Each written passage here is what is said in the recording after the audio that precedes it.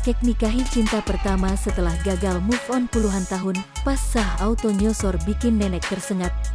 Cerita seorang kakek yang menikahi cinta pertamanya baru-baru ini menjadi viral. Kakek berusia 61 tahun ini akhirnya bisa mengikat janji sehidup dan semati dengan wanita pujaan hatinya setelah puluhan tahun gagal move on. Kisah ini menjadi konten FYP atau For Your Page setelah dibagikan oleh akun TikTok KBS Wedding.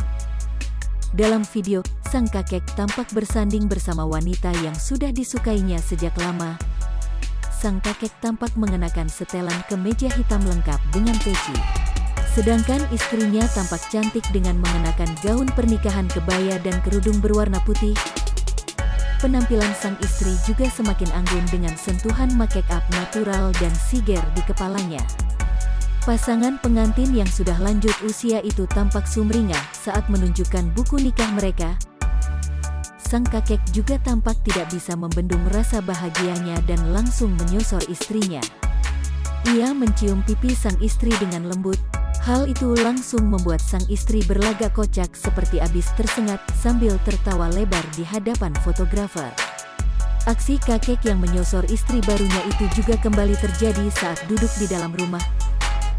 Keduanya yang menggelar pesta pernikahan secara sederhana tampak duduk di sepasang kursi yang tidak dihias.